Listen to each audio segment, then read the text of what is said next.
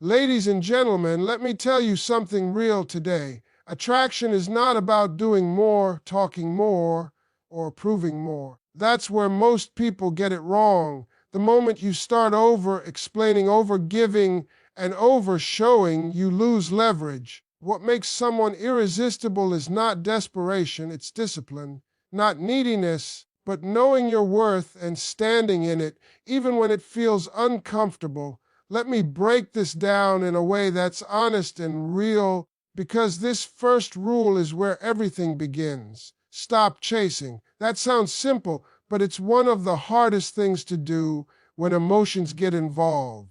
When you're constantly reaching out, constantly checking in, constantly trying to hold things together, what you're really doing is telling him that you're more invested than he is.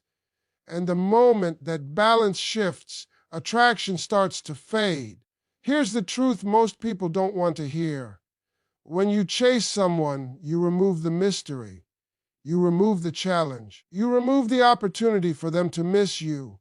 If you're always there, always available, always ready to respond, his mind never gets the space to wonder where you are, what you're doing, or what life feels like without you. And wondering is powerful. Wondering is what creates desire. A man doesn't fall deeper because you keep proving your love. He falls deeper when he feels like he could lose something valuable. Your absence does more work than your explanations ever will. Silence, when used with confidence, forces reflection. It makes him replay conversations. It makes him notice patterns. It makes him realize the energy you brought into his life. When you remove that energy, even slightly, it creates a shift. Now understand this clearly. Stopping the chase does not mean playing games. It doesn't mean being cold or disrespectful. It means choosing dignity over desperation. It means deciding that you will no longer overextend yourself just to keep someone comfortable. When you pull back, you're not punishing him, you're protecting yourself. Most people think if they stop chasing, they'll lose him. But the opposite usually happens. When you stop chasing, you change the dynamic. You stop being the one trying to convince. You stop being the one carrying the emotional weight. And suddenly, he has room to step into his role. Men are wired to pursue, to fix, to earn. When you take that away by doing all the work, you rob him of purpose in the connection. Your absence speaks louder than 1,000 messages. It says, I have a life. I have value. I am not afraid to stand alone if I'm not being met halfway. That energy is powerful. It doesn't beg. It doesn't chase. It attracts. And when he senses that you're no longer chasing his attention naturally shifts back to you. Here's the key part. When you stop chasing, you must stay strong in the silence. Don't pull back and then panic. Don't disappear and then rush back with explanations. Let the space breathe. Let it work. Trust that what's meant to rise will rise without you forcing it. The right energy responds to confidence, not pressure. This rule is not about losing love. It's about creating respect. And respect is the foundation of attraction. When you stop chasing, you're not walking away from him. You're walking toward yourself. And that shift changes everything. Let's talk about self-respect, because this rule quietly controls everything. If you don't respect yourself, nothing you do will ever be enough to make someone else respect you. You can be kind, loyal, patient, supportive, and still be overlooked if you allow your boundaries to be crossed. Self-respect is not loud. It doesn't argue.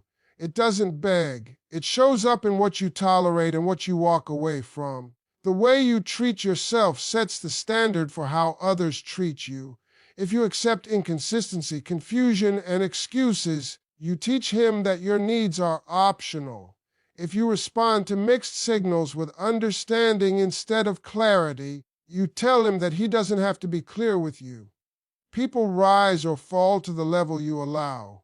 That's not cruelty, that's reality. Self-respect means you don't negotiate your worth. You don't shrink your expectations to keep someone comfortable. You don't stay silent about things that hurt you just to avoid conflict. When something feels wrong, you acknowledge it. When something doesn't align, you step back. Not with drama, not with threats, but with calm certainty. Here's where most people struggle. They think setting boundaries will push him away. But boundaries don't push away the right person, they reveal the wrong one. A man who values you will not be threatened by your standards. He will rise to meet them. A man who benefits from your lack of boundaries will resist them. And that resistance tells you everything you need to know. Self-respect also means valuing your time. You don't wait around endlessly. You don't pause your life hoping someone will decide what they want.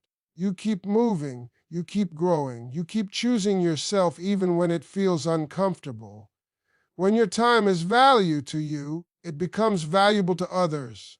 Another part of self-respect is emotional honesty with yourself. If something makes you feel anxious, small, or unsure, you don't ignore that feeling. You listen to it. You don't explain it away. You don't convince yourself to accept less than you deserve. Your emotions are information, not weakness. When you stand in self-respect, your energy changes. You stop trying to prove yourself. You stop chasing validation. You stop asking for reassurance, and something powerful happens. He feels it. Not because you announced it, because your behavior reflects it. You become grounded. You become steady. You become someone whose presence feels solid. Self-respect also teaches patience. You stop rushing connections. You allow people to show you who they are over time. You don't rush intimacy to secure attention. You let consistency speak. You understand that real interest doesn't need pressure to exist. When you respect yourself, you become selective, not desperate.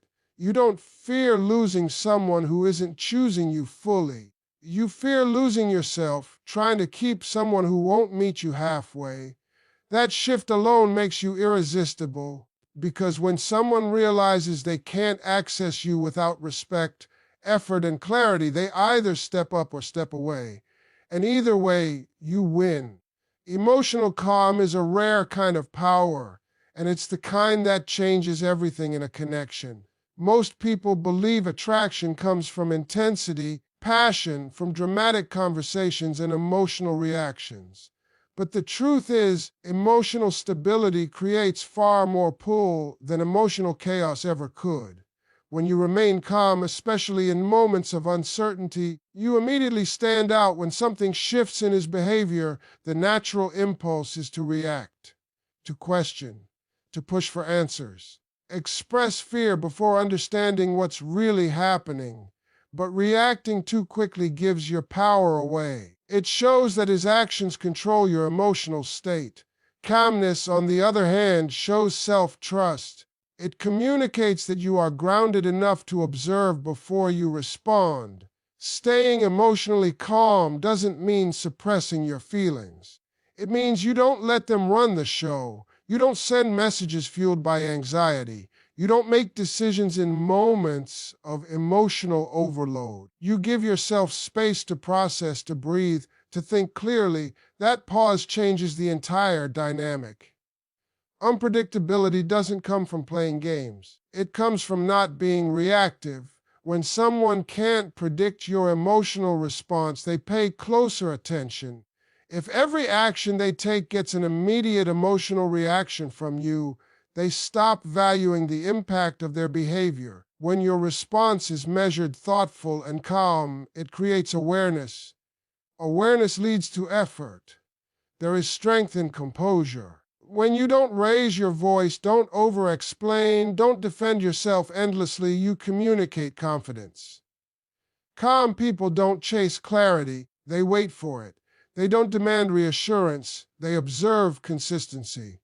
That steadiness makes others feel the weight of their actions. Emotional calm also protects you. It keeps you from saying things you'll later regret. It keeps you from giving someone emotional access when they haven't earned it.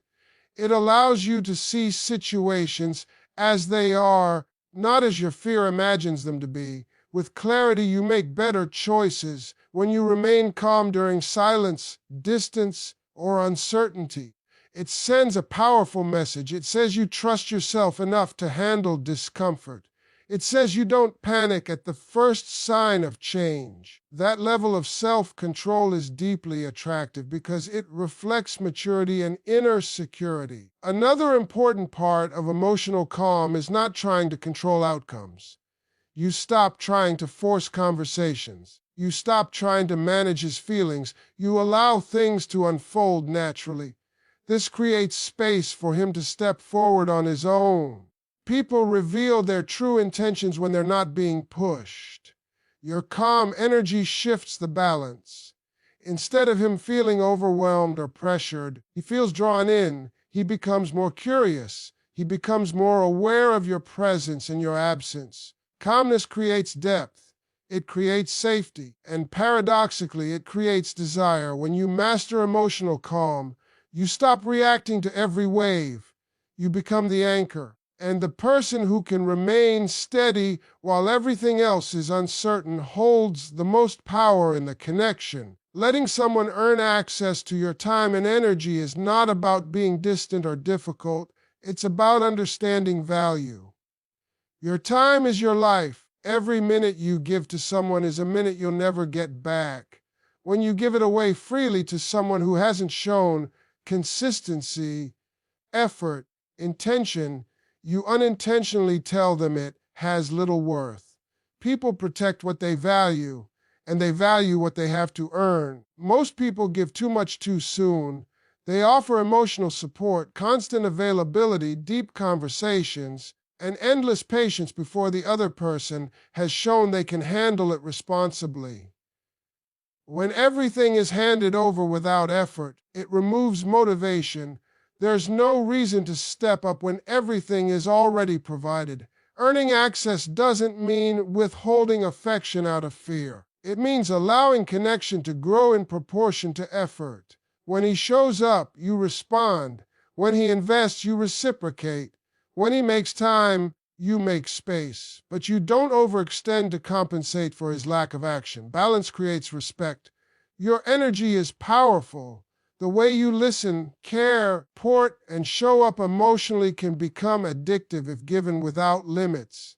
When someone knows they can reach you anytime, unload anytime, and receive comfort without accountability, they stop respecting the source of that comfort. When access to your emotional world requires consistency and care, it changes how you're treated. There's also confidence in not always being available. It shows that you have a life, priorities, and commitments beyond one person. That independence is attractive. It signals that being part of your world is a privilege, not a guarantee. When you don't drop everything to accommodate inconsistency, you reinforce your worth without saying a word. Letting him earn access also protects you from burnout. Constant giving without receiving drains your emotional reserves. You become tired, resentful, and confused. When access is earned, energy flows both ways. Effort is matched. Appreciation grows naturally.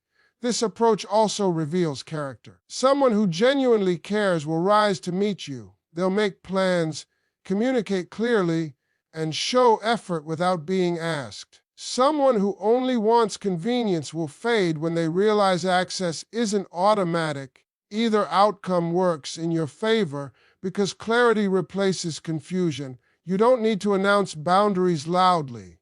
Boundaries are shown through action. You respond thoughtfully instead of instantly. You prioritize your responsibilities. You don't chase explanations. Over time, behavior teaches more than words ever could. When someone realizes they can't reach you without intention, they become more intentional. When they realize your energy isn't unlimited, they handle it with more care. That's how respect is built. Not through demands, through standards lived consistently. Your time and energy are sacred. When you protect them, you don't lose people who are meant to stay. You only lose those who were never willing to earn their place. Silence is one of the most misunderstood tools in human connection. People think silence means weakness, fear, or giving up, but in reality, silence used with confidence is one of the strongest signals you can send. When you stop explaining yourself, stop chasing clarity, and stop filling every gap with words, you force the other person to think. And thinking is where realization begins. Most people talk too much when they feel uncertainty. They text to feel close. They call to reduce anxiety. They explain to feel understood. But the truth is, constant communication often blocks awareness. When everything is said, there's nothing left to process. Silence creates space, and space creates curiosity. When you go quiet, not out of anger, but out of self-control, his mind starts working. He notices the change. He wonders why you're not reaching out. He replays past conversations. He questions his actions. Silence shifts attention inward. Instead of you chasing answers, he starts asking himself questions. And that internal dialogue is powerful. Silence also removes pressure. When someone feels pressure to respond, to reassure, or to explain, they often pull away more. Silence removes that pressure and replaces it with reflection. It allows emotions to surface naturally instead of being forced. What is genuine will rise without being pushed. There's also strength in not reacting immediately. When you don't respond to distance with panic, you show emotional maturity. You show that you trust yourself enough to sit with discomfort. That calm restraint is rare, and rarity increases value. People pay more attention to what doesn't beg for attention. Silence gives you clarity too. When you stop talking, you start observing. You notice patterns instead of excuses. You see effort instead of promises. Silence removes the noise so truth can surface. You stop being distracted by words and start paying attention to actions. Another powerful aspect of silence is that it interrupts routine. If you've always been the one to reach out, to check in, to smooth things over, your silence breaks that pattern. Broken patterns demand attention. He feels the absence not because you announced it, but because it's felt. Absence creates contrast, and contrast creates appreciation. Silence is also a boundary. It says, I don't need to explain myself endlessly to be respected. It protects your energy from being drained by one-sided conversations. It prevents you from oversharing your emotions with someone who hasn't earned access to them. Silence keeps your dignity intact. When used correctly, silence is not passive, it's intentional. It's choosing not to chase validation. It's choosing peace over panic. It's choosing self-respect over temporary reassurance. That choice shifts the power dynamic without confrontation. Silence also allows longing to grow. When someone no longer has constant access to you, they start to feel the gap you filled. They miss the way you listened, the way you showed up, the way your presence felt. That feeling can't be forced. It only appears when space exists. People often fear silence because they think it will end everything. But silence doesn't end what's real. It reveals it. What's genuine will move toward you. What's not will fade away. Either outcome brings clarity, and clarity is freedom. Silence teaches patience. It teaches trust in timing.